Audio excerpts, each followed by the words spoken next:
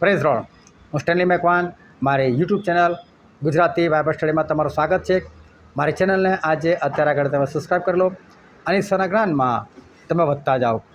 આપણી પાસે એક હૃદય છે અને આ હૃદય જોવા જઈએ તો શરીરનો મેઇન પાર્ટ છે અને આ હૃદયથી જ આપણું શરીર એ ચાલતું હોય છે. કારણ કે હૃદયની અંદર ઈચ્છાઓ હોય છે, હૃદયની અંદર મહેચ્છાઓ હોય છે, હૃદયની અંદર ઘણું બધું હોય છે. આ હૃદયથી જ આપણે જીવન જીવતા હોય છે અને ઈશ્વર એમનો જે પવિત્ર આત્મા આપે છે એ પણ આપણા હૃદયમાં જ આપે છે. પવિત્ર આત્મા પણ આપણા હૃદયની અંદર છે. પરંતુ બાઇબલ એવું કહે છે કે આ હૃદય સૌથી કપટી છે, આ હૃદય અતિશય ભૂંડું છે. આ હૃદય ભૂંડું કઈ રીતે, આ હૃદય કપટી કઈ રીતે, કેમ ઈશ્વર એવું કહેવા માગે છે કે આ હૃદય કપટી છે, એ જાણવા માટે આ વિડીયોને તમે આખો જુઓ.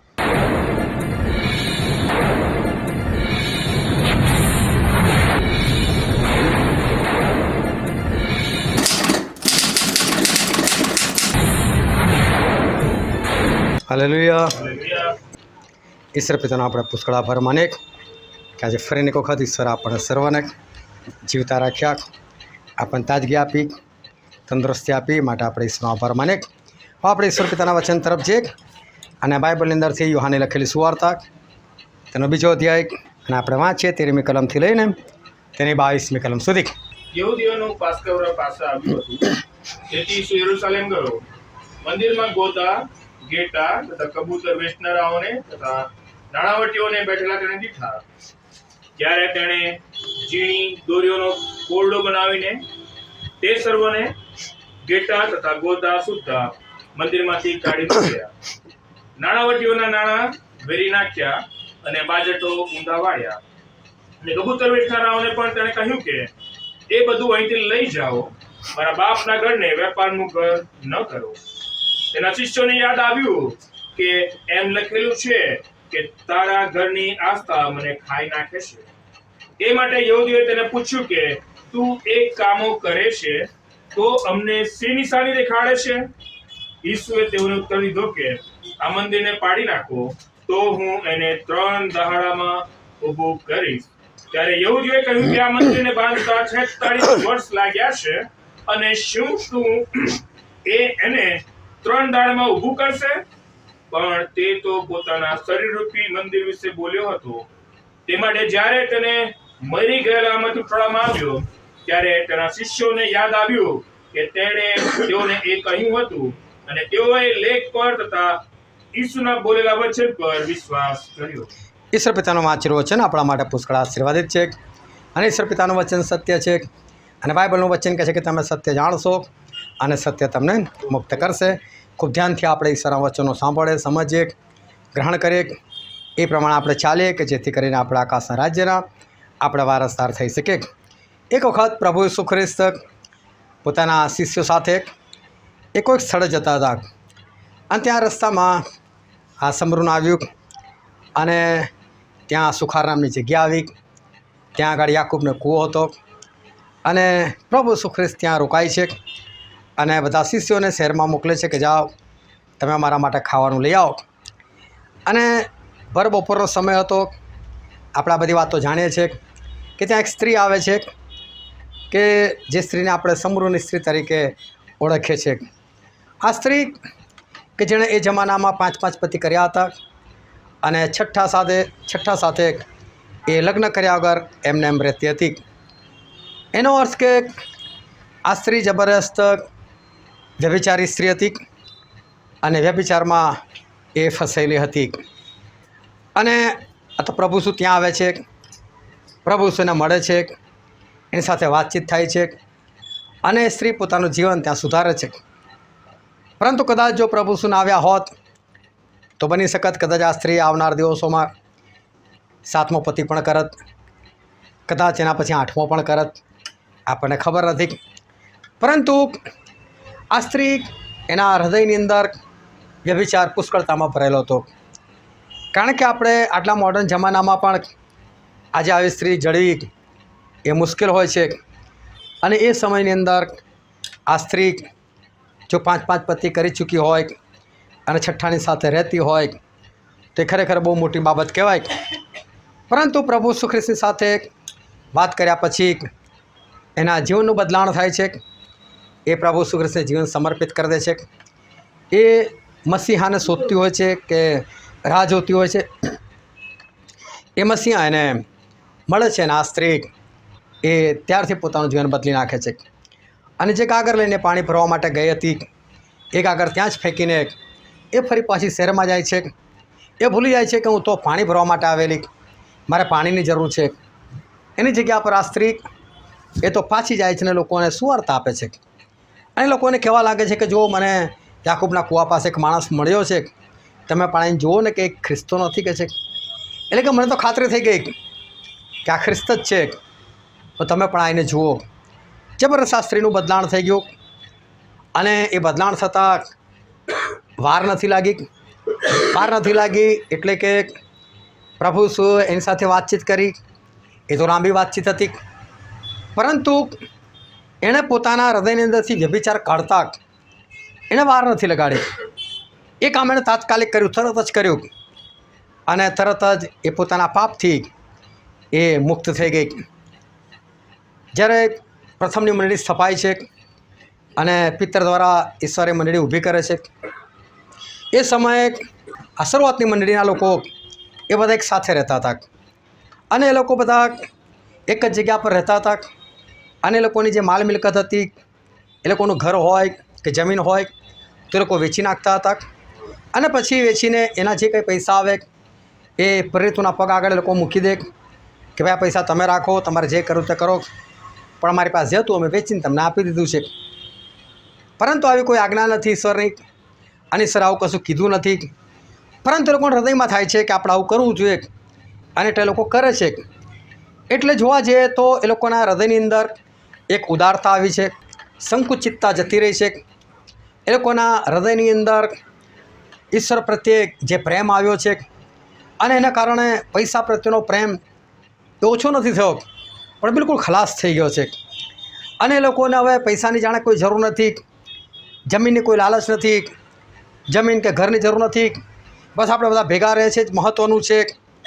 અને એમ વિચારીને એ લોકો બધા પૈસા તરફ જોતા નથી, કોણ કેટલા લાવ્યું છે કેટલા નહીં, કેટલી જમીન વેચીએ છીએ, કેટલા પૈસા આવે છે, કશું જ નથી પડે એ લોકોને. બસ લાવીને એ લોકો શિષ્યોના પગ આગળ મૂકી દે છે એ લોકો. અને એ રીતે મંડળી સરસ ચાલતી હતી. અને એવા સમયે એ જ મંડળીની અંદર અનાન્યા અને સાફીરા નામના એક પતિ પત્ની હતા. એ લોકો પણ કદાચ મને એવું લાગે છે એક દિવસ એકલામાં બેઠા હશે, બધાથી અલગ થઈને બેઠા હશે અને પછી વાતો કરી હશે કે શું કરીશું આપણે, કે બધા પોતપોતાની જમીન વેચી નાખે છે, ઘર વેચી નાખે છે અને લાઈને પૈસા એ લોકો તો બિંદાસ મૂકી દે છે. આપણી પાસે બી જમીન છે, બની શકે કોઈને ખબર પણ હોય, બની શકે ના પણ હોય. એ લોકોને એવું લાગે કદાચ આપણને કદાચ ભવિષ્યમાં કોઈ પૂછી નાખે પ્રશ્ન કે તમે નથી વેચતા રાખ, તમે નથી પૈસા આપતા, તો કેવું થાય, આપણે નીચું જોવાનું થાય, તો શું કરીએ કે છે.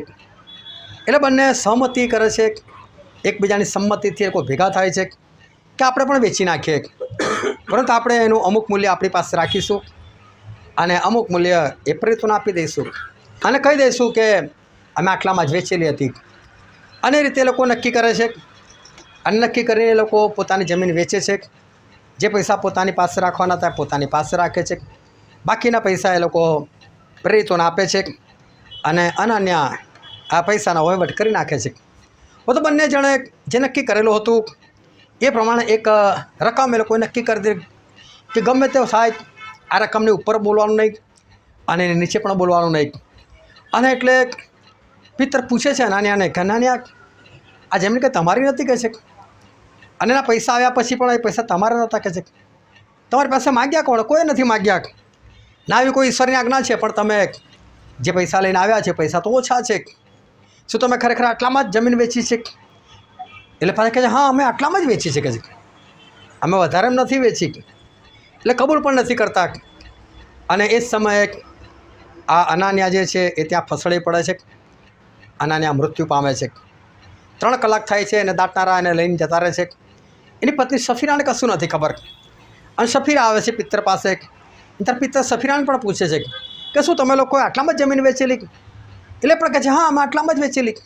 એટલે ફરી પિત્તર એને પણ કહે છે કે તમે લોકો પવિત્ર આત્માને જુઠ્ઠું બોલવાનું કેમ તમે નક્કી કર્યું છે કે છે, અને જો કહે કે તારો પતિ તો મરી ગયો છે એને દાટનારા લોકો ગયા છે ને પાછા આવી રહ્યા છે ને મને એ લોકોના પણ પગલાં સંભળાય છે અને લોકો આવીને તને પણ લઈ જશે એટલે તું પણ તાત્કાલિક જ મરી જઈશ. અને એટલું સાંભળતામાં તે પણ પડી ગઈ અને એને પણ મૃત્યુ થયું.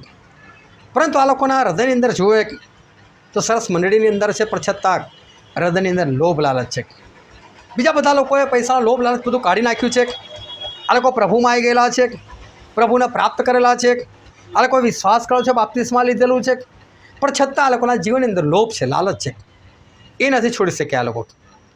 એ લોકોનું હૃદય લોભથી ભરેલું છે અને એના કારણે એ લોકો બંને નાશ પામ્યા. એ લોકોના હૃદયની અંદર હજુ પણ લાલચ હતી જે લોકો નીકાળી ના શક્યા. પાઉલ પ્રેરિત એ જ્યારે આ પૃથ્વી પર સેવા કાર્યની અંદર હતા, એમની સાથે પણ ઘણા બધા લોકો જોડાતા હતા.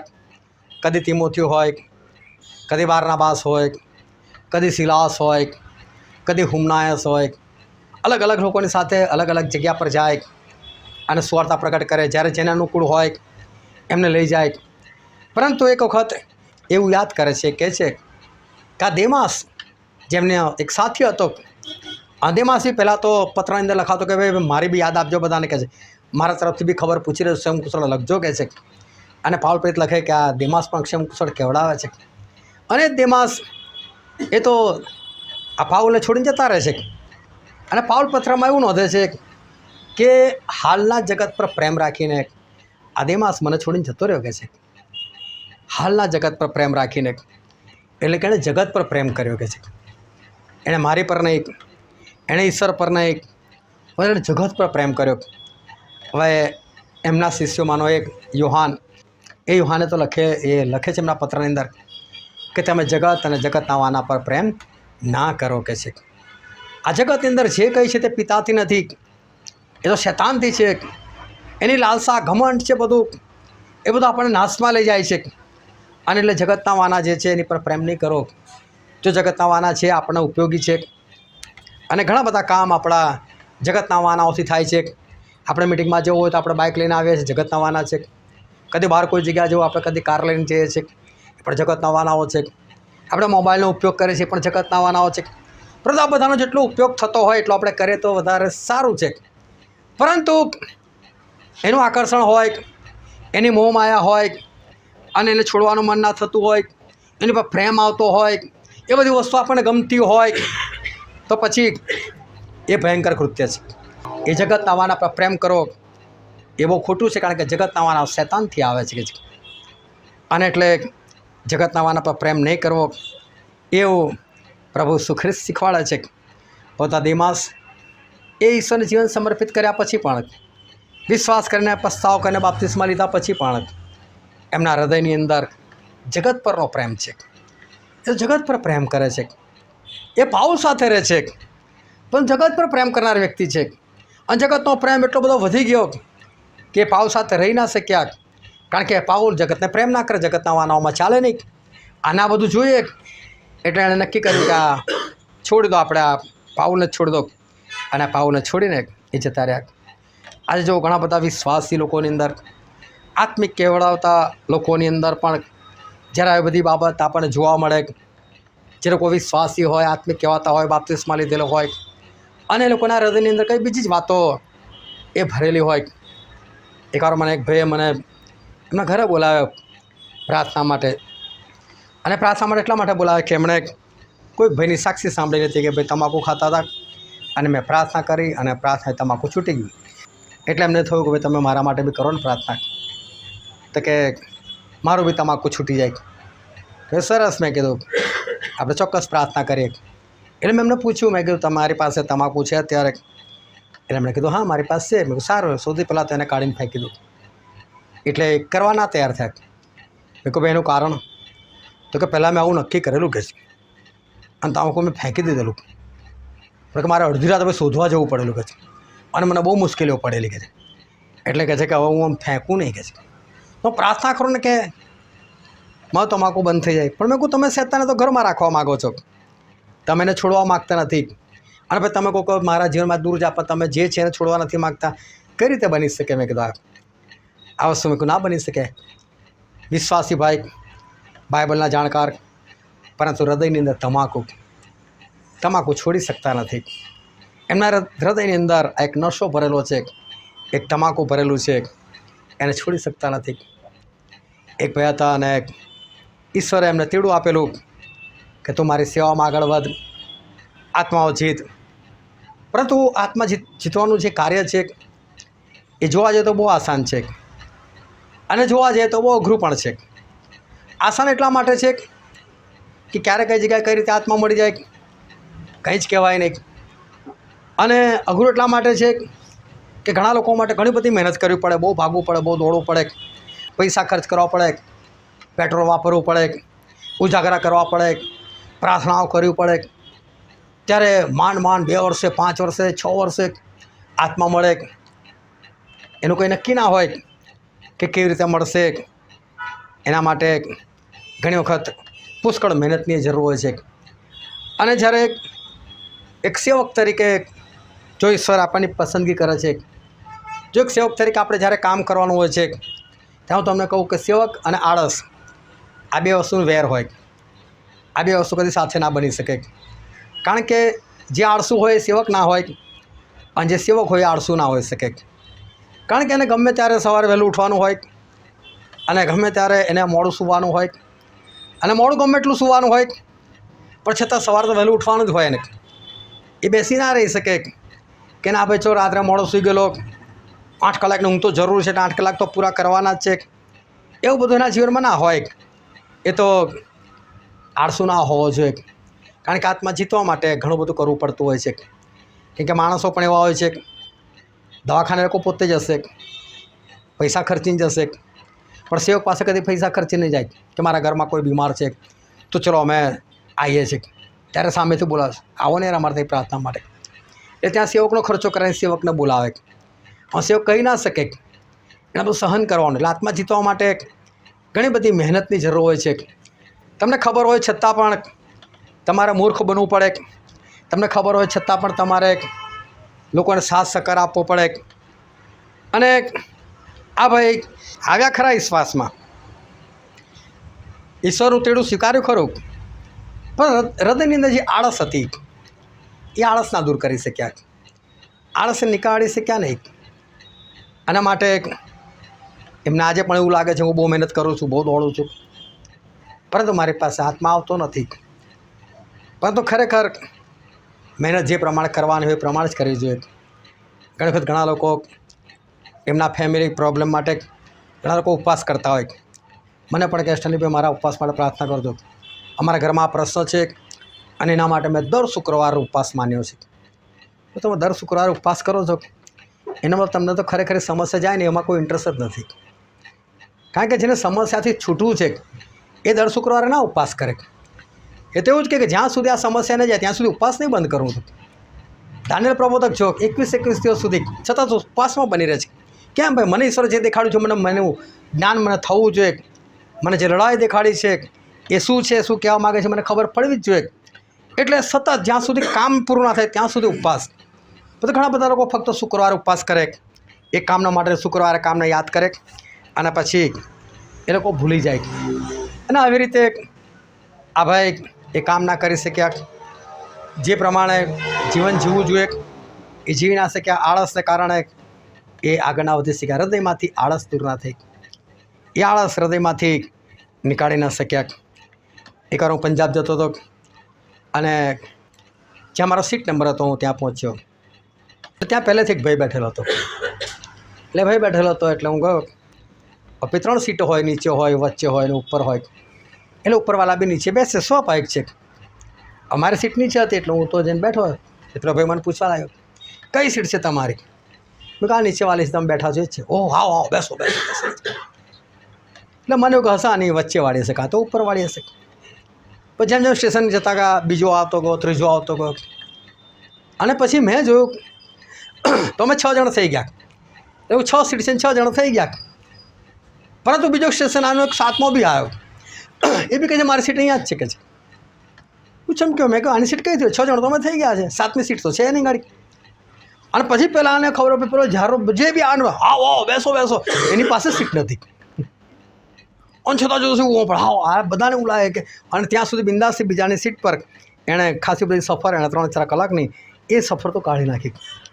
પોતાના જોવે કે મારી પાસે સીટ નથી અને બીજા બધાને એક એક નંબર પૂછે, કયો નંબર તમારો? અચ્છા હા બેસો બેસો, બધાને સીટ નંબરે પૂછે. ઘણી વખત વિશ્વાસી આવા હોય છે, બીજાને નીચે પાડવાની વાત, બીજાને પૂછપરછ કરવાની વાત, બીજાની વાત તમે શું કર્યું, તમારે અહીં તો બેસી ના રહેવું જોઈએ, તમારે આમ કરવું જોઈએ, તમારે દોડવું જોઈએ. પણ એ બધું પોતાનાથી ના થતું હોય. પોતાને બી ખબર કે મારે આ બધું કરવાનું છે, પોતાથી કશું જ થયું નથી અત્યાર સુધી, કોઈ આત્માચિત થયો નથી, કશું કામ નથી થયું, પણ છતાં લોકોને પૂછવાનું આવું થોડું ખાલી બેસરો ચાલે, બેસરો ના ચાલે, તમારે આમ કરવું પડે, તમારે દોડવું પડે, તમારે ફલાણું કરવું પડે. પણ પોતે નથી કરતો એ માણસે દેખાતું નથી. એના બધા હૃદયની અંદર બીજાનું જોવાનું, બીજાની ભૂલો શોધવાનું, આવો એક દુષ્ટાત્મા પડી રહ્યો છે, પરંતુ એને પોતાનું દેખાતું નથી. આજે વિશ્વાસીઓની અંદર ઘણી વખત આવી બધી વાતો એ જોવા મળે છે. હૃદયની અંદર આ બધું હોય છે, કારણ કે આ હૃદય જે છે ને, આમ જોવા જઈએ તો હૃદય આપણા શરીરનો મેઇન પાર્ટ છે. હૃદય ના હોય તો જીવાય નહીં. બધું ખરેખર હૃદય છે ને બહુ ભૂંડું છે. અને યર્મિયાના પુસ્તકમાં એવું લખેલું છે, યર્મિયાનું પુસ્તક ત્યાં 17મો અધ્યાય 9મી કલમ. હૃદય સૌથી કપટી તે અતિશય ભૂંડું છે, એને કોણ જાણી શકે? જો બાઇબલ પોતે કહે છે હૃદય અતિશય કપટી છે, કે છે એ અતિશય ભૂંડું છે, કે છે એને કોણ જાણી શકે, કે છે હૃદય એ તો કપટી છે. બાઇબલ કહે છે અતિશય ભૂંડું છે. હવે વિચાર કરો, હૃદય વગર તો ચાલે જ નહીં, હૃદય વગર જીવાય નહીં. અને એ મેઇન પાર્ટ શરીરનો એને બાઇબલમાં શું લખ્યું કે આ તો ભૂંડું છે, કે છે આ તો કપટી છે. કેમ ઈશ્વર હૃદયને કપટી કહે છે, કેમ એને ભૂંડું કહે છે? અને બાઇબલની અંદર આપણે વાંચીએ માથીને લખેલી સુવાર્તા તેનો 15મો અધ્યાય અને તેની 19મી કલમ. કેમ કે ભૂંડી કલ્પનાઓ, હત્યાઓ, વ્યભિચારો, જાર કર્મો, ચોરીઓ, જૂઠી સાક્ષીઓ તથા નિંદાઓ હૃદયમાંથી નીકળે છે. આ બધું હૃદયમાંથી નીકળે છે. એનો મતલબ હૃદય આ બધી વાતોથી ભરેલું છે. વ્યભિચારથી ભરેલું છે. ભાઈ સ્ત્રીની અંદર વ્યભિચાર ક્યાં ભરેલો હોય છે? હૃદયની અંદર. ચોરી ક્યાં ભરેલી હોય છે? હૃદયની અંદર. હત્યા ક્યાં ભરેલી છે? હૃદયની અંદર. નિંદાઓ ક્યાં ભરેલી છે? હૃદયની અંદર. આ બધી વસ્તુઓ હૃદયમાં ભરેલી છે. એટલે બાઇબલમાં હૃદયને શું લખેલું છે? કપટી છે. આ હૃદય તો અતિશય ભૂંડું છે. આ હૃદયની અંદર આવી બધી બાબતો હોય એ ખરેખર બહુ ભયંકર બાબત છે. એકવાર પ્રભુ ઈસુ ખ્રિસ્ત તેમના શિષ્યો લોકો બધા સમુદ્રની અંદર હોડીમાં બેસીને જતા હતા. અને બાઇબલમાં એક શબ્દ વાપરવામાં આવે કે પ્રભુ ઈસુ ખ્રિસ્ત ડબુસા પર માથું ટેકવીને એ ઊંઘતા હતા. આ એવી જગ્યા છે કે જ્યાં પેલો નાવિક બેસતો હોય, એની બેસવાની જગ્યા હોય અને ત્યાં એક ટેકો દેવા માટે થોડું ઊંચું કરેલું હોય, એ ભાગને ડબુસો કહેવાય. અને પ્રભુ ઈસુ ખ્રિસ્ત ત્યાં બેઠેલા ડબુસાએ માથું ટેકવીને બિંદાસથી ઊંઘતા હતા. હવે એ સમયે આ શિષ્યો બધા વાતો કરતા જતા હશે અને અચાનક સમુદ્રની અંદર તોફાન થઈ ગયું. હવે સમુદ્રની અંદર તોફાન થયું એટલે આ શિષ્યો બધા ગભરાઈ ગયા. એ કોઈ બચવા માટે જે કંઈ પ્રયત્નો થાય કર્યા, પરંતુ પ્રભુ ઈસુ ખ્રિસ્ત એ તો હજુ પણ એ જ પોઝિશનની અંદર એ ઊંઘી રહ્યા છે. અને એટલે જ્યારે શિષ્યોએ જોયું કે અમારાથી બચાતું નથી, અમે બચી શકતા નથી, એટલે એ લોકો શિષ્યો એ પ્રભુ ઈસુની પાસે ગયા, એકદમ ઢંઢોળી નાખ્યા, ઉઠ કે છે અમે નાશ પામીએ છીએ, અને કહે છે કે તું ઊંઘી રહ્યો છે, કે છે. અને પ્રભુ ઈસુ ખ્રિસ્ત ઉઠીને એ પરિસ્થિતિ જોતા નથી કે હોડીની પરિસ્થિતિ શું છે, સમુદ્રની પરિસ્થિતિ શું છે, હવાની પરિસ્થિતિ શું છે, પણ સૌથી પહેલાં શિષ્યોને ધમકાઈ નાખ્યા. અલ્પવિશ્વાસીઓ કહે છે શક કેમ કરો છો મારી પર, કહે છે બી કેમ જાઓ છો તમે લોકો, કહે છે. અને પછી એમણે સમુદ્રને ધમકાયો, હવાને ધમકાઈ અને બધું શાંત થઈ ગયું. હું શિષ્યો વિચારવા લાગ્યા આ કેવો માણસ છે કે આંધી તુફાન સમુદ્ર બધા એનું માને છે, કે જે જોરદાર વ્યક્તિ છે આ, કે જે આ કઈ તરહનું માણસ છે. પરંતુ આ કિસ્સો જે છે આપણે ઘણી વખત સાંભળ્યો છે, પોતાને ખરેખર બહુ ઊંડાણપૂર્વકને બહુ ધ્યાનથી સમજવાની જરૂર છે. બહુ અજાયબ જેવો કિસ્સો છે, કારણ કે એની અંદર 12 શિષ્યો અને 13માં પ્રભુ ઈસુ ખ્રિસ્ત, એ સિવાય 14માં કોઈનું નામ નિશાન નથી લખ્યું. એનો અર્થ એ થયો કે ત્યાં કોઈ નાવિક નથી ચલાવનાર. બીજી બાબત, નાવિક નથી એની ખાતરી ત્યાંથી થાય છે તે જગ્યા પર પ્રભુ ઈસુ ખ્રિસ્ત બેઠેલા છે. અને જો શિષ્યો એ કદાચ ગભરાઈ ગયા હોય તો લોકો સૌથી પહેલાં નાવિકને કહે કંઈ કરને, પણ એ લોકો પ્રભુ ઈસુ પાસે જાય છે એનો મતલબ નાવિક ત્યાં નથી. અને જો પ્રભુ ઈસુ ખ્રિસ્ત છતાં ઊંઘતા હોય અને હોડી સીધી ચાલતી હોય તો એનો મતલબ એવો થયો કે પ્રભુ ઈસુ ખ્રિસ્ત હોડીને ચલાવે કે ના ચલાવે, પણ પ્રભુ ઈસુ ખ્રિસ્ત હોય ને એટલે હોડી ચાલ્યા કરે, એટલે એ ડૂબે નહીં, એને કશું થાય નહીં, એને જે જગ્યા પર પહોંચવું છે એ જગ્યા પર પહોંચી જ જાય. કારણ કે ત્યાં પ્રભુ ઈસુ ખ્રિસ્ત ખાલી બેઠા છે, બસ એમનું બેસવું ખાલી બહુ જરૂરી છે. એ હોય એટલે હોડી એ હંમેશા ઠેકાણે પહોંચી જાય. જ્યાં પ્રભુ ઈસુ ખ્રિસ્ત 5000 લોકોને જમાડે છે, એના પછી શું થાય છે કે બધા લોકો પ્રભુ ઈસુ ખ્રિસ્તને ઘેરી લે છે અને પ્રભુ ઈસુ ખ્રિસ્ત જવા નથી દેતા. અને ત્યાં એક જ હોડી હતી. તો પ્રભુ ઈસુ શિષ્યોને કહે છે કે જાઓ તમે આ હોડીમાં બેસો ને પેલે પાર નીકળી જાઓ. એ વખતે હજુ અજવાળું હતું, એટલે સાંજના 4 થી 5 પહેલાંનો સમય હતો. પછી આ લોકોએ જોયું કે પ્રભુ ઈસુ ખ્રિસ્ત ના ગયા, શિષ્યો નીકળી ગયા. અને આ લોકોએ પ્રભુ ઈસુ ખ્રિસ્ત એટલા માટે પકડી રાખેલા કે આ માણસ જાય તો મજા નહીં આવે, હોય તો કેટલું સારું, 5 રોટી 2 માછલીમાંથી આટલા બધા ખાઈ શકતા હોય તો મગજ મારી દઈને આપણે હાલ પકડી રાખીએ, રોજ ખાયા કરીશું રોટી ને માછલી. હવે પ્રભુ ઈસુએ જોયું કે શિષ્યો ગયા, પછી પેલા પહાડ પર ચડી ગયા. એ પહાડ પર ચડી ગયા એટલે બધા લોકો જોયું કે હવે ક્યાં જવાનું છે, એટલે છોડો કે છે, બધા પોતપોતાના ઘરે જતા રહે. પરંતુ રાતને 3 પહોરે એટલે લગભગ 4 પહોરે પ્રભુ ઈસુ ખ્રિસ્ત ઉતરે છે અને પ્રભુ ઈસુ ખ્રિસ્ત ત્યાં જવા માટે નીકળે છે. હવે લગભગ સાંજના 4 થી 5ની વચ્ચે લોકો હોડી લઈને નીકળેલા અને પ્રભુ ઈસુ ખ્રિસ્ત જે સમયે સમુદ્રમાં જાય છે એ સમયે લગભગ ઓછામાં ઓછા 3 વાગેલા હતા રાતના. એટલે લગભગ અંદાજ મારો તો કદાચ 11 કલાક જેવા થઈ ગયા છે. અને 11 કલાકની અંદર આ લોકોની હોડી છે ને એ મધદરે હતી ને આગળ વધતી જ નથી. બાઇબલ કહે છે કે સમુદ્ર સામે હતો, પવન સામે હતો, તો હોડી આગળ ખસતી જ નથી. આ લોકો તો એક જ જગ્યા પર હતા ને બસ હેરાન થયા કરતા હતા. જો પ્રભુ ઈસુ નહોતા ને તો હોડી પણ ચાલતી નથી. ભલે ચલાવનાર હોય પણ હોડી નથી ચાલતી. અને જો પ્રભુ ઈસુ હોય તો ભલે ચલાવતા ના હોય તો પણ હોડી ચાલ્યા કરે છે. અને આ જે દાખલો બાઇબલની અંદર લખવામાં આવેલો છે, આ પ્રસંગ જે લખવામાં આવે છે, આપણને એક જ વસ્તુ શીખવાડે છે કે આ હોડી જે છે ને એ આપણે છે. જે જગ્યા પરથી હોડી ચાલે છે એ હૃદય છે. અને આપણા હૃદય એ ત્યાં આગળ પ્રભુ ઈસુ ખ્રિસ્ત એ આપણા હૃદયની અંદર બિરાજમાન થાય છે. અને એ જો આપણા હૃદયમાં હોય તો પછી આપણા શરીરરૂપી હોડી જે છે ને એ ગમે ત્યાં તોફાનની અંદર ચાલ્યા કરવાની, એ ડૂબવાની નથી. એના જીવનમાં ગમે ત્યાં પ્રસંગો આવે, મુશ્કેલીઓ આવે, સમસ્યાઓ આવે, પરંતુ એ હોડી ડૂબવાની નથી. કારણ કે પ્રભુ ઈસુ ખ્રિસ્ત એ જગ્યા પર બેઠેલા છે. અને એટલે પ્રકટીકરણમાં લખેલું છે, એક કલમ આપણે વાંચીએ, પ્રકટીકરણનું પુસ્તક 3 અધ્યાય અને તેની 20મી કલમ. જુઓ, હું બારણા આગળ ઊભો રહીને ઠોકું છું. જો કોઈ મારી વાણી સાંભળીને બારણું ઉઘાડશે તો તેની પાસે માહે આવીને તેની સાથે જમીશ ને તે મારી સાથે જમશે. પ્રભુ ઈસુ એવું કહે છે કે હું બારણા આગળ આવીને ઠોકું છું. આ બારણું કોઈ આપણા ઘરનું નથી, આ બારણું આપણા હૃદયનું છે. ત્યાં પ્રભુ ઈસુ ઠોકી રહ્યા છે. એટલે કે તમે ખોલો જલ્દી અને હું અંદર તમારી સાથે આવી જાઉં. હવે માણસના હૃદયની અંદર તો વ્યસનો ભરેલા છે, લડાઈ ઝઘડા ભરેલા છે, વ્યભિચાર ભરેલો છે, નિંદા ભરેલી છે, લોભ લાલચ ભરેલો છે, ક્રોધ ભરેલો છે, આળસ ભરેલી છે. હવે આ બધું અંદર હૃદયની અંદર હોય અને આ બધાની અંદર માણસ જીવતો હોય તો પછી પ્રભુ ઈસુ તો ખટખટાટ કરવું પડે ને. માણસ ખોલે કેમ નો? માણસ ખોલી નહીં શકતો, કારણ કે પ્રભુ ઈસુને બેસાડવાના છે, પરંતુ માણસ ખોલી શકતો નથી. અમે ઘણી વખત ઘણા લોકો સાથે આ બધી વાતો કરેલી છે અને મને જે જવાબ મળ્યો છે, કનિષ્ઠની વાત ધીરે ધીરે છોડી દઈશું. ધીરે ધીરે કદી કશું છૂટતું નથી. ધીરે ધીરે જો કશું છોડવા માગતા હોય એ આજ સુધી મેં કદી છૂટેલું જોવું નથી.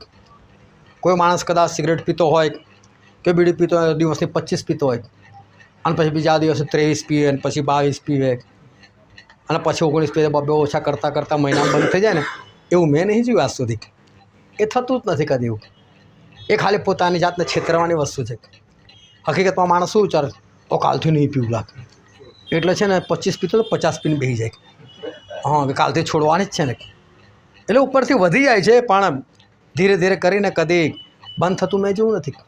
તમારા જીવનમાં આળસ હોય, એ આળસ તમે ધીમે ધીમે નથી છોડી શકતા. મેં જોયા છે લોકોને કે જે લોકોના જીવનમાં આળસ છે એ આજે પણ છે, કાલે પણ છે, અને હોય છે જે લોકોના જીવનમાં નથી છોડી શકતા એ લોકો. એક ભાઈને મેં કહ્યું કે તારા માટે પ્રાર્થના ચાલે છે. મેં કીધું પણ મેં કીધું તારી જીવનની તું આળસ દૂર નહીં કરે. તો મેં કહું પ્રાર્થના શું થવાનું? અમે તો પ્રાર્થના કર્યા કરીશું કે પ્રભુ આનામાંથી આળસ દૂર કર, આનામાંથી આળસ દૂર કર. પણ તારે બી એમને સાથ તો આપવો પડે ને. તું એલાર્મ મૂકીને સૂઈ જાય 6 વાગ્યાનું કે 7 વાગ્યાનું, તું તાર ફરતીને ઊભું થઈ જવું પડે. ભાઈ તું તારી જાતને છેતરીને બાજુમાં એલાર્મ મૂકીને બંધ કરીને ફરી પાછું સૂઈ જાય અને 9-10 વાગે ઉઠે ને તો અમને પ્રાર્થનામાં સાથ આપે, શું ફાયદો? પ્રાર્થના શું કરી શકવાની છે? પ્રાર્થનાની સાથે સાથે તમારે એક પોઝિટિવ વ્યવહાર તમારે કરવો પડે, એક્શન લાવવી પડે, નહીં તો પ્રાર્થના શું થવાનું છે? આપણે કશું કરતા જ નથી. પ્રભુ 38 વર્ષના માતાને કે ઉઠ, ખાટો ઉચકીને ચાલે, પ્રભુ ના પાડે, પ્રભુ ના થાય આવું, તો કદી ના થાય. પ્રભુ કહે છે તો કરવું પડે. એટલે પ્રભુના જે શબ્દો છે એના માન આપીને પ્રમાણે તમે કાર્ય કરો તો કશું થાય. હવે માણસો એવું કહે છે આપણે ધીરે ધીરે કરીશું, ધીરે ધીરે છૂટી જઈશું, તો ધીરે ધીરે એ કદી થતું નથી.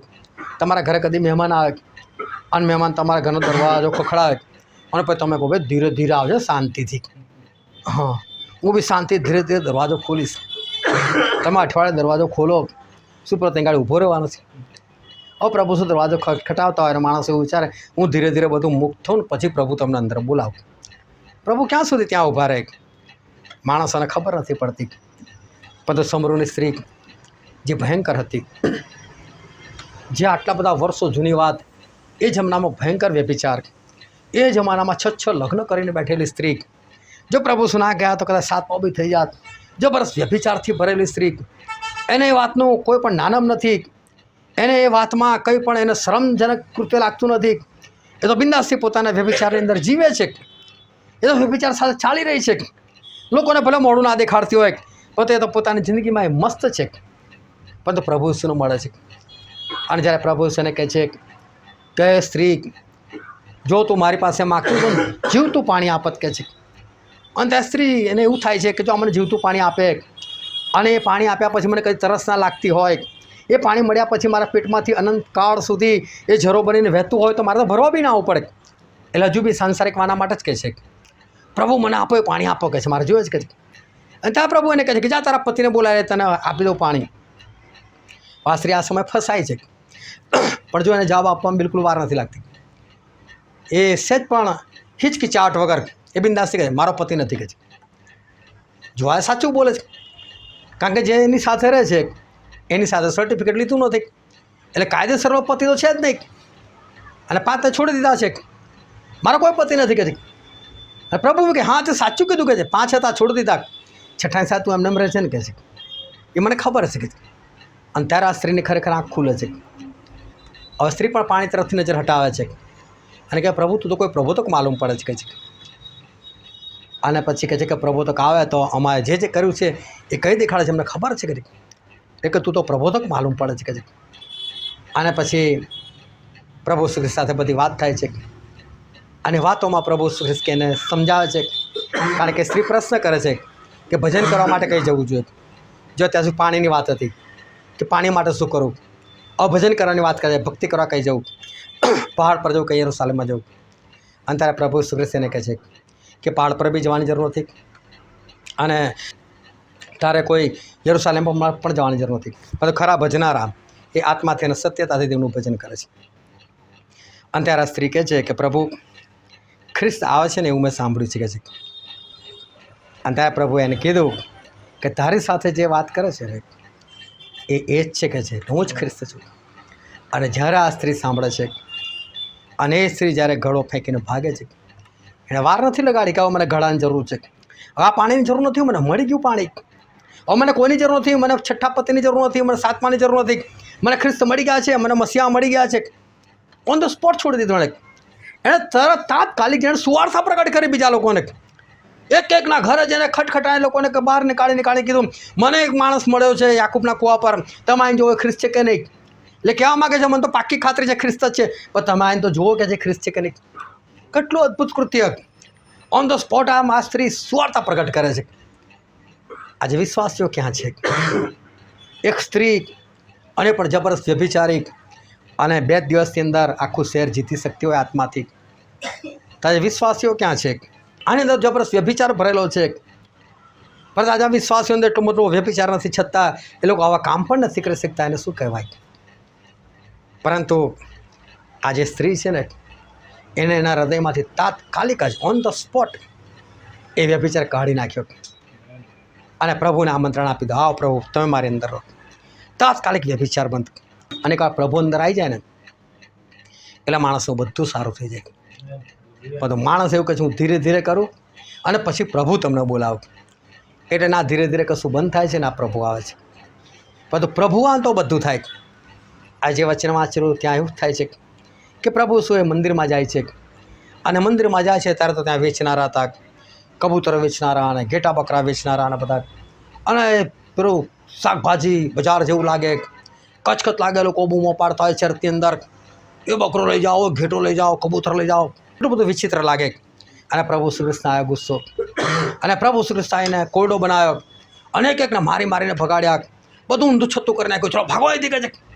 જબરદસ્ત પ્રભુ છે ગુસ્સામાં આવીને બધું દૂર કરી નાખ્યું. અને પછી કહે છે કે તારા મંદિરની આસ્થા મને ખાઈ જાય છે. શિષ્યોને યાદ આવ્યું કે પ્રભુ સૌ બોલે રાખે છે, આ તો બાઇબલનું વચન છે કે છે. એ લોકોને યાદ આવ્યું, લોકો વિશ્વાસ કર્યો. પરંતુ મંદિરને કોણે સાફ કર્યું? પ્રભુ ઈસુએ સાફ કર્યું. પ્રભુ ઈસુ ગયા તો મંદિર સાફ થઈ ગયું. એ મંદિર એ આપણું શરીર છે. એ આપણું શરીર ત્યારે સાફ થાય જ્યારે પ્રભુ અંદર આવે ત્યારે. પણ માણસ આજે વિચારે કરે છે હું ધીરે ધીરે સાફ કરી દઉં અને પછી પ્રભુને બોલાવું. એ લોકોમાં તાકાત નથી પોતાનામાં સાફ કરવાની. જે સાફ કરે છે એને બહાર રાખ્યો છે, એમને બોલાવો અંદર. પ્રભુ શ્રી કૃષ્ણ અંદર બોલાવો, એને તમારી અંદર લો, અને જો એક જ સેકન્ડની અંદર બધું દૂર કરે છે કે નહીં. પરંતુ માણસો એ સાફ નથી કરી શકતા, અને એ લોકો સાફ કરનાર જે છે એને બોલાવતા નથી. પ્રોબ્લેમ ત્યાં છે. આ સ્ત્રી સમજી ગઈ કે મારાથી વ્યભિચાર દૂર ના થાય, પ્રભુ તમે આવો. અને જેવા પ્રભુ આવ્યા તરત જ વ્યભિચાર દૂર થઈ ગયો. અને માટે આપણે પણ ધીરે ધીરેની વાત ના કરો. તમારી અંદર જે કંઈ પાપ છુપાયેલા છે, જે કંઈ વાતો છુપાયેલી છે, એને તાત્કાલિક તમે દૂર કરવા માટે પ્રભુને આમંત્રણ આપો કે પ્રભુ તમે અંદર આવી જાઓ. અને પ્રભુ જો અંદર આવી જશે તો પ્રભુ પોતે કોયડો બને એના મંદિરને સાફ કરી નાખશે. પરંતુ જો આપણે એને સાફ કરવાનો પ્રયત્ન કરીશું તો આપણે થવાનું નથી અને પ્રભુને એન્ટ્રી પડવાની નથી. અને માટે પ્રભુને બોલાવો કે જેથી કંઈ પ્રભુ આ બધું સાફ કરી શકે. હાલેલુયા. હા, આપણે દરેક જણા આપણે આંખોને બંધ કરીએ, આપણા મસ્તકો ઈશ્વરની હજુરમાં નમાય, તો પછી કોઈ આવી શકતું નથી અને કોઈને સાફ કરી શકતું નથી. જેને સાફ કરવું છે એ તો ફક્ત પ્રભુ ઈસુ જ છે, અને એ જ આ કામ કરી શકે છે. અને માટે પ્રભુ ઈસુને બોલાવીએ અને પ્રભુ ઈસુને કહે પ્રભુ ઈસુ તમે મારો હૃદયને ધુઓ, શુદ્ધ કરો. મારી અંદર રહેલી એવી દરેક હૃદયમાં છુપાયેલી દરેક વાતો એ પ્રભુ તમે દૂર કરો.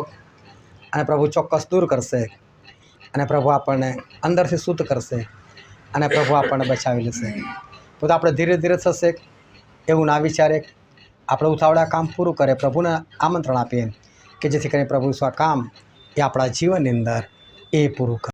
તેને ગ્રહણ કરવાના માટે, એ પ્રમાણે ચાલવાના માટે પ્રભુ ઈસુ ખ્રિસ્તની કૃપા આપણા દરેક પર થાય.